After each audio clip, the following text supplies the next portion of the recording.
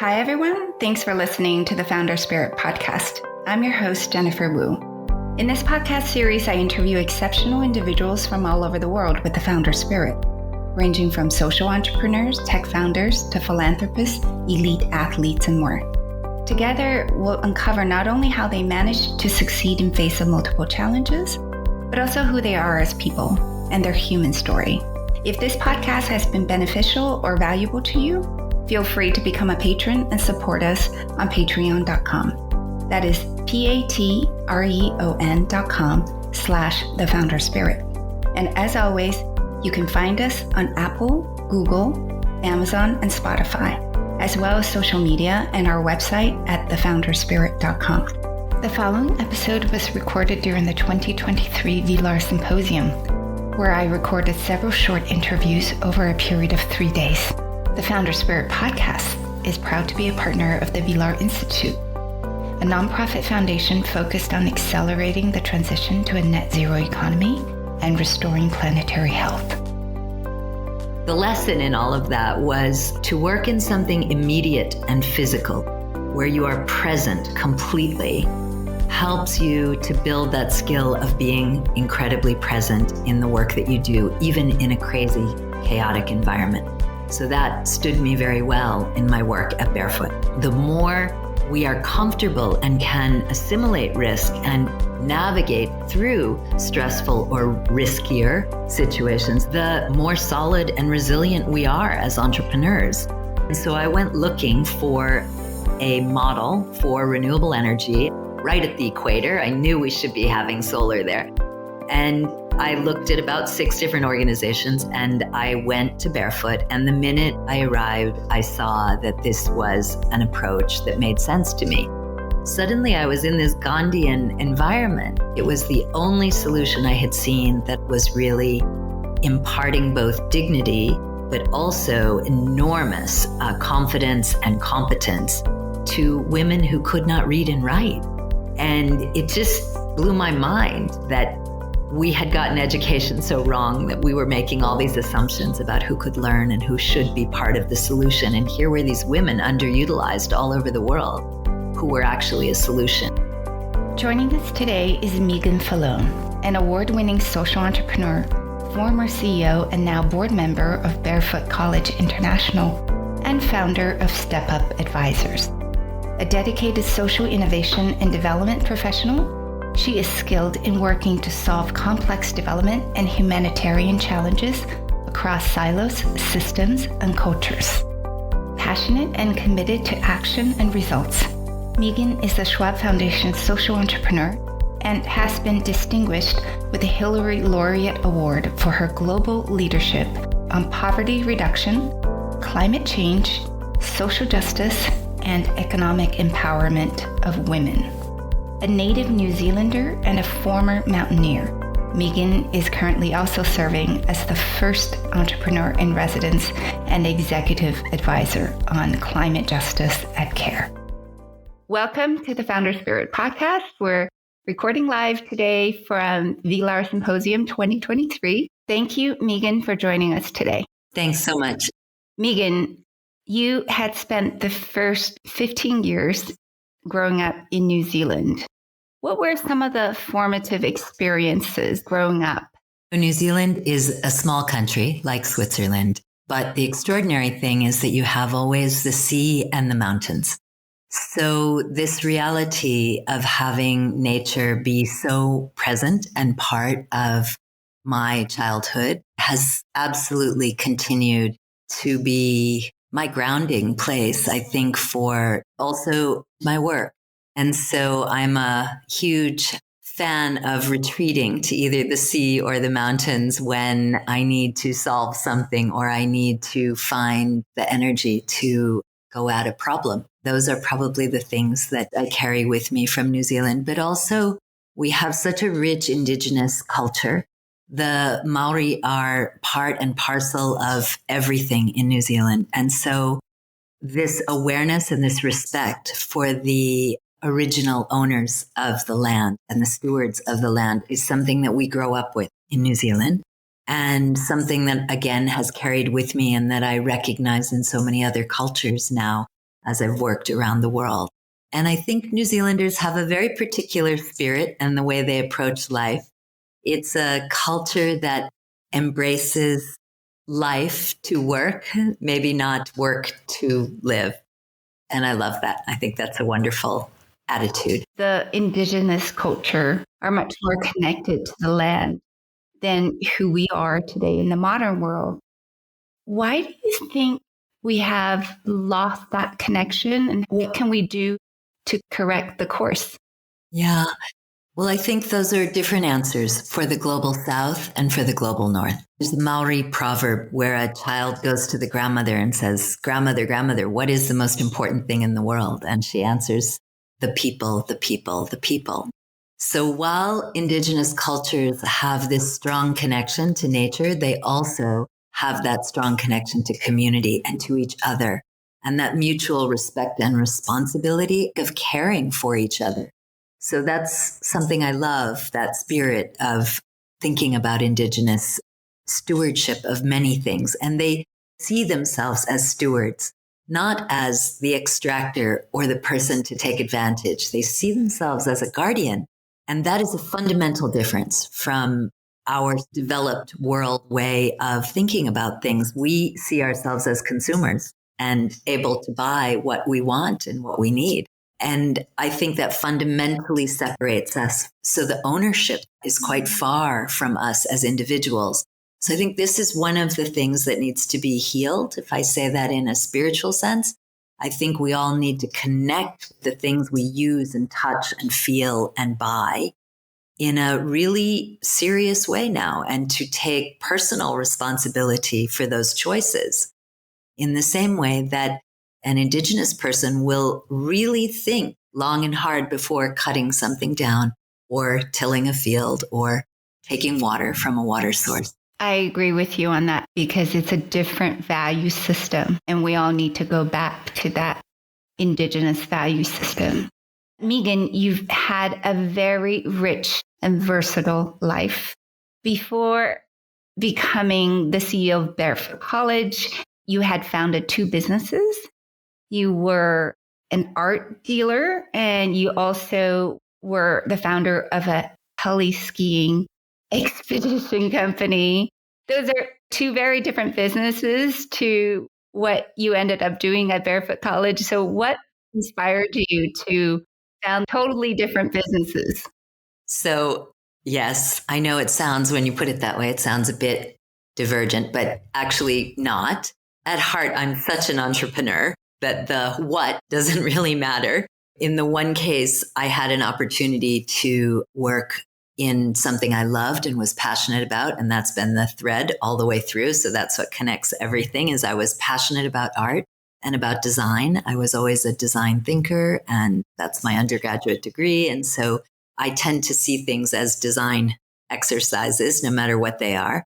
And the artwork and accessories company really was a journey of looking at locally produced products by artisans, many of them women.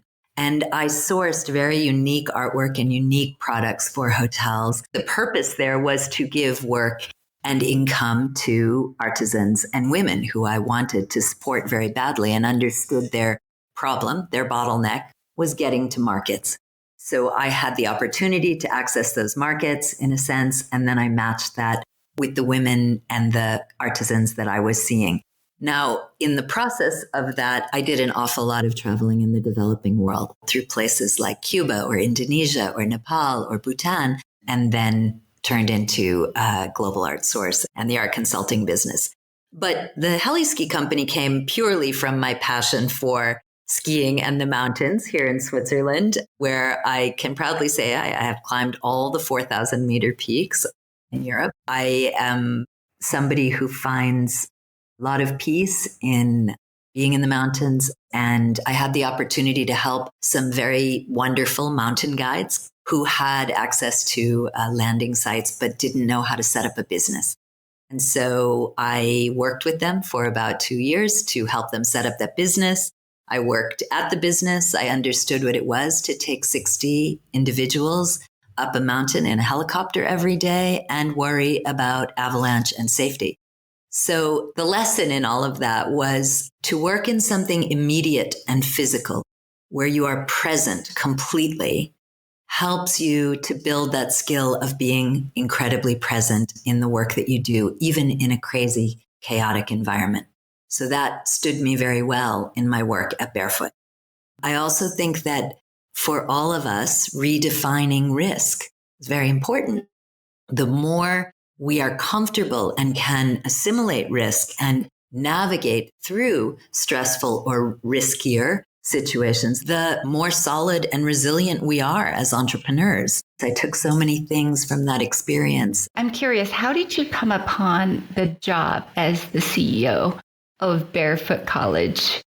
So I was producing some embroideries in a village in East Africa in Zanzibar, and the women could not deliver on time. It was one of the first times that I'd ever had a problem with women delivering. They always deliver, even if they need to work through the night, get all their girlfriends together to make it happen. This is how we are as women. And so I got on a plane and I went there and I saw that actually they had no access to light. So they were doing this incredibly detailed embroidery with a little wick floating in a tin can and some horrible kerosene that was shooting off this black smoke. And 50 meters away, there were power poles.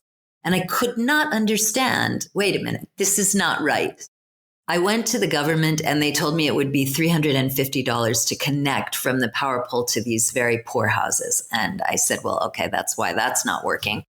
And I began to ask the community, what were they spending on kerosene and how much were they spending? And what I realized is they were keeping themselves poor just to have this energy access that was so basic and so unhealthy and almost impossible to work and even more impossible to help your children with schoolwork. And so I went looking for a model for renewable energy right at the equator. I knew we should be having solar there. And I looked at about 6 different organizations and I went to Barefoot. And the minute I arrived, I saw that this was an approach that made sense to me. Because remember, I was not a development professional. Right. I was thinking like a business person and a tactical person. And suddenly I was in this Gandhian environment. It was the only solution I had seen that was really imparting both dignity, but also enormous confidence and competence to women who could not read and write. And it just blew my mind that we had gotten education so wrong that we were making all these assumptions about who could learn and who should be part of the solution. And here were these women underutilized all over the world who were actually a solution. And Barefoot was one of the few places I saw that was doing that. So I'll confess, I decided to fund a project to do that. So I was a donor. When you're a donor, you become very, very on the details. You get noticed, I believe. Exactly. I got noticed. And I asked how much the project would cost, and they couldn't tell me. That was step one. So I went into it a bit blindly. Again, risk. Okay, let's go. And I followed those women I selected with the founder over their journey and was just amazed at what happened. In the end, the project cost me a lot more than I thought it would. And happily, some friends from Geneva joined to help support that project. And at the end, I had spent a lot of time with the founder in understanding his vision. And I knew he had a vision for scale. And at the same time, I knew if it kept going the way it was never going to reach that scale because they didn't have a codified approach. They had a very ad hoc fundraising way of working. They were going to need to structure themselves for scale because scale is a different journey than a one-on-one journey. And they were really at that point of inflection. And so I wrote a note to the founder and spoke to him a few times and said, I don't think you're going to do it without different approach. And his response was not to hang up the phone on me, but to say, then you'll come and fix it. And so I went for a 6-month internship that turned into more than a decade. That's right. 6 months internship that turned into a 10-year adventure. And you took over his job. Speaking of scale, you managed to triple the size of Barefoot College to 93 countries. And how did you do that? So at Barefoot, we were working in a systems change model. And I was doing that initially without understanding that was even a thing.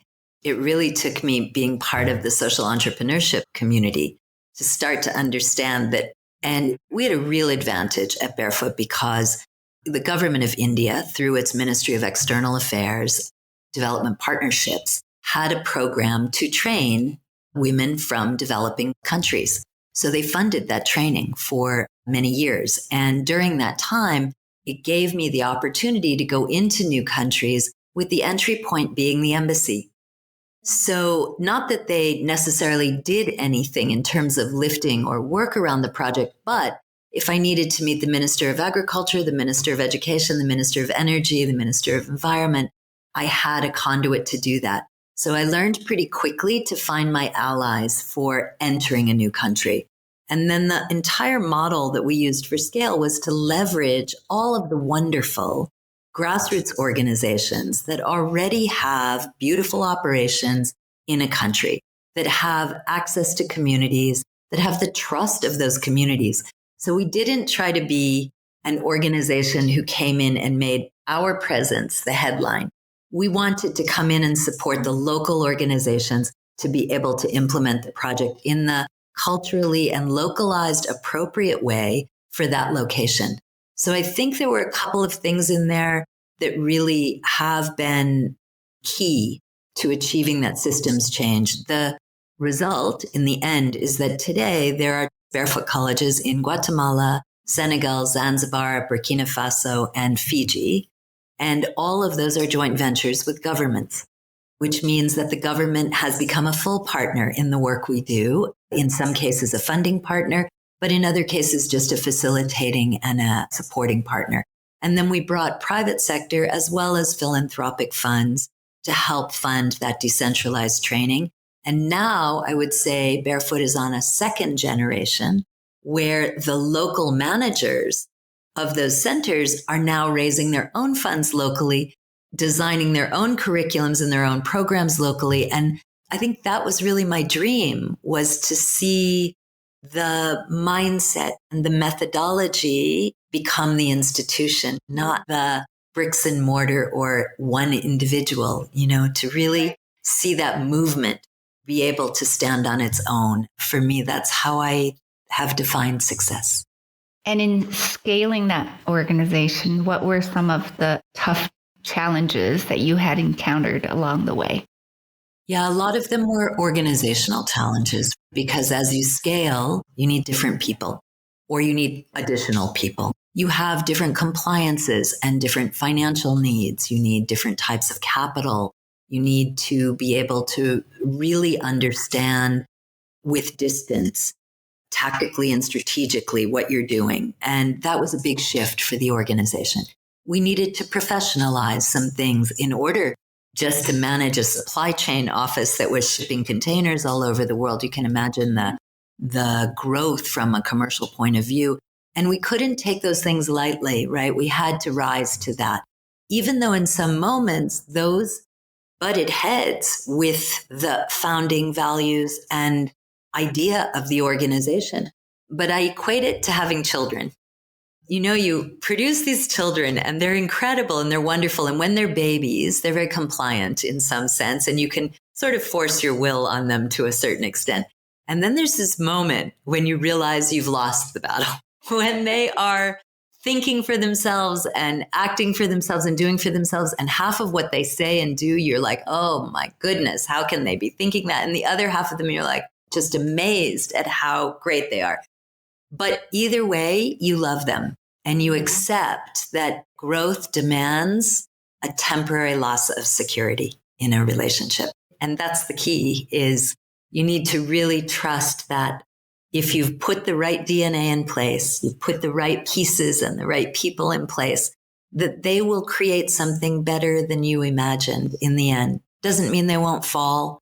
Doesn't mean they won't make mistakes, but they will continue on in a positive forward direction. It's funny. I thought I was the only one who equates parenthood with entrepreneurship because I always tell people it's a journey and you don't know what you're going to get. You just have to figure it out along the way. No matter what, you have to continue. And many times you make mistakes, but they're not fatal. So you learn from those mistakes. I wanted to ask you about your new exciting venture. Can you tell us a little bit about that? So after leaving the CEO role at Barefoot, I stepped into a for-profit agri-food company to build with them a digital application for smallholder farmers to help move smallholder farmers towards regenerative practice, better land stewardship, and to hopefully develop a platform and marketplace that would feature localized climate-friendly inputs for farmers, because this is really an urgent need now. And really, I was interested in how did we build a piece of technology for no to low literacy users, first of all, that would be delightful and interesting and would offer curated content that was science-based, but at the same time completely mastered for a rural farmer in modalities they would enjoy watching, like two farmers having a conversation about a new product or two farmers learning from each other a mistake that one of them had made. I think these are powerful ways of communicating. And in rural context, there's such a low level of content, any kind of digital content available for consumers in rural areas. They end up with advertisements or really bad content. And so it felt like there was an opportunity there. And that also gave me an opportunity to work as a corporate social entrepreneur. I developed their ESG strategy and worked on developing some changes in their supply chain to move towards a nature positive and net zero direction, and was probably the most humbling experience of my life to have been somebody that maybe threw a few darts at private sector actors and then to find out just how hard it is, how hard it is to move and change things from within a company, how many barriers and compliances and financial challenges there are to moving in the right direction. And so I think it's really deepened my knowledge base, which I think is a positive thing. And as I stepped out of that to take up the entrepreneur in residence job with CARE, it was again to look at how can we take entrepreneurial thinking into places that maybe haven't had that or have grown beyond that, and remind them about the value of having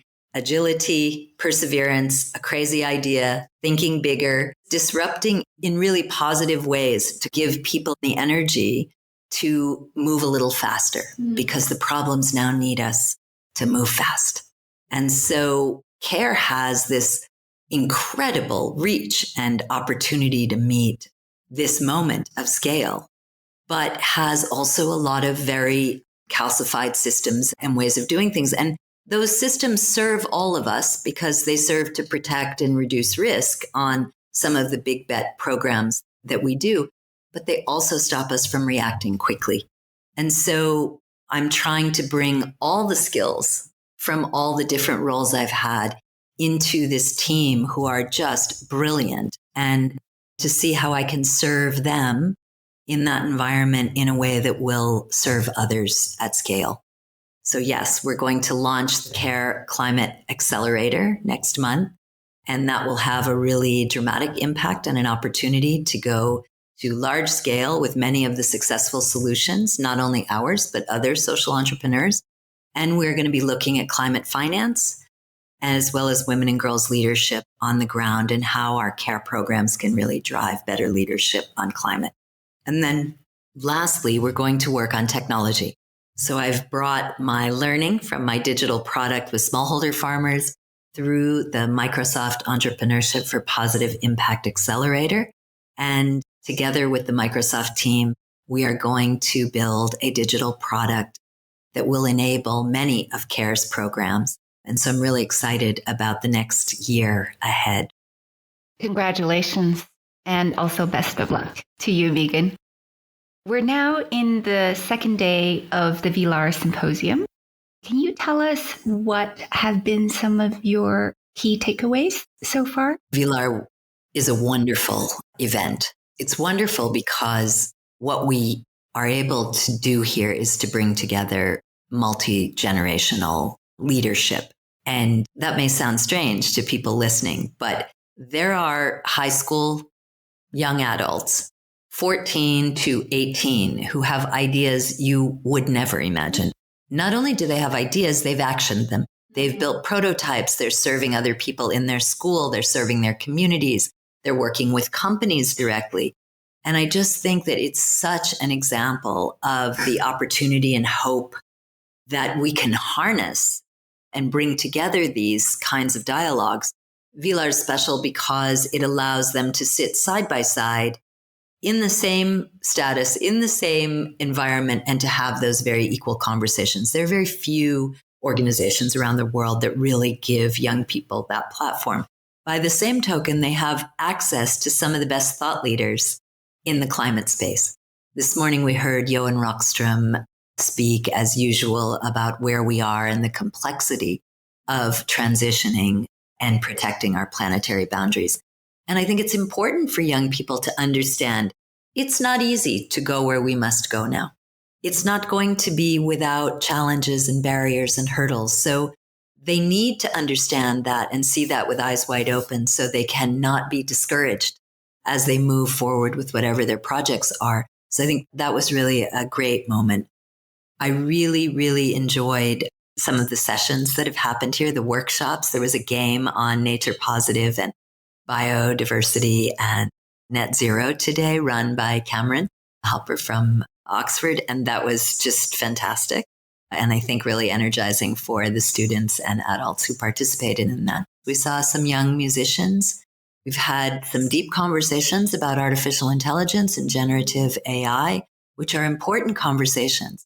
The world that our young people are going to inherit will not be where we've come from. And they need to understand and start to be able to absorb and integrate these new technologies in everything they're doing and to understand the implications. I think that was very positive. And speaking of transitioning into a nature positive economy, you are moderating tomorrow's plenary session on the role of investment and finance in that transition. Can you give us a small peek into what will be discussed? So we have a stellar panel, and we're going to look at not only the economics of where we're at and how our economic system is currently set up and working. We're going to look with Keith Tuffley at how Citibank is managing with their clients, specific examples of how they're managing transitions and success stories, as well as difficult stories.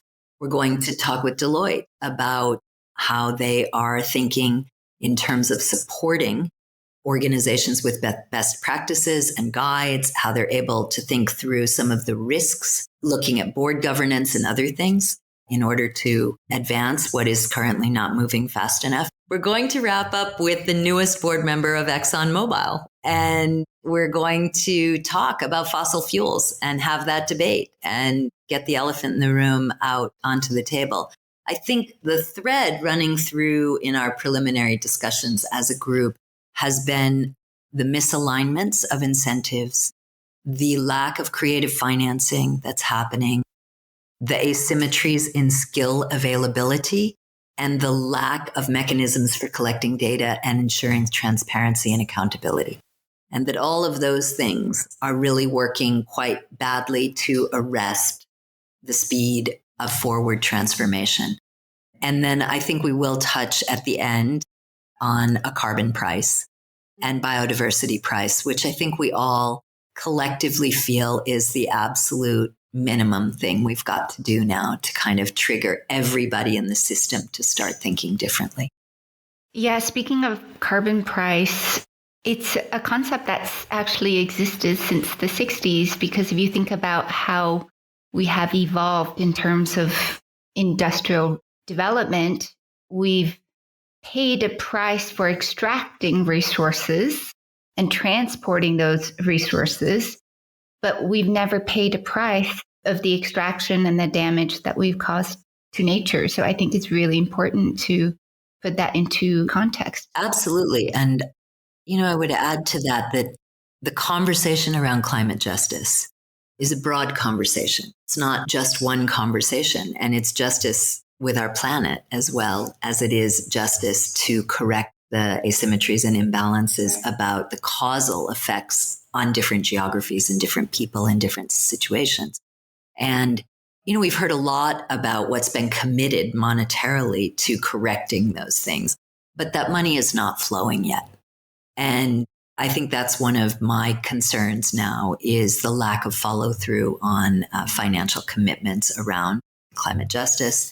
And I think everybody's sort of looking the other way, thinking maybe somebody else will solve this for me, but that's not going to happen. And that's our biggest risk, that we think somebody else will solve the problem for us. Each and every one of us has to be a solution. And that includes everybody in a refugee camp, and it includes everybody in sacred rainforest, and it includes everybody who fishes from the sea and everybody who lives in a major city. We have a little bit of a PR problem because I think we haven't communicated that universalness of this challenge to the world in the way we should have.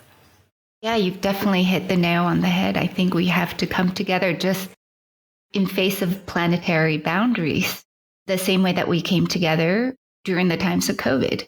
So it is actually possible that we could drop everything and start working on a solution, or in this case, multiple solutions to solve climate change.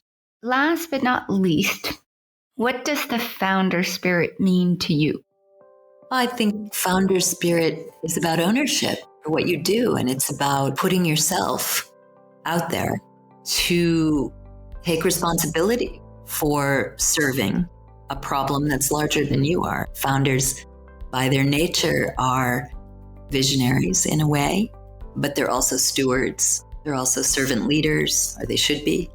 And most importantly, they are catalysts. Being a founder means sometimes, yes, you pull the bus up the hill, but other times you catalyze 100 other people to pull the bus up the hill. And being able to trust, being able to see yourself out of that role eventually, and to see that as a success and not a failure. And to realize that the world is changing all the time. It's an organic living thing. So as a founder, we can't think that our role is set in stone and we are always going to be that thing. We have to change with and at pace with and continue to reevaluate where we sit in that equation. For me, it means you really commit yourself to follow through and to own something with passion and purpose, of course. Meagan, I want to thank you very much for joining us today. It's been a pleasure. Thank you so much. If this podcast has been beneficial or valuable to you, feel free to become a patron and support us on patreon.com. That is patreon.com/thefounderspirit. And as always, you can find us on Apple, Google, Amazon, and Spotify, as well as social media and our website at thefounderspirit.com. The Founder Spirit podcast is a partner of the Villars Institute, a nonprofit foundation focused on accelerating the transition to a net zero economy and restoring planetary health.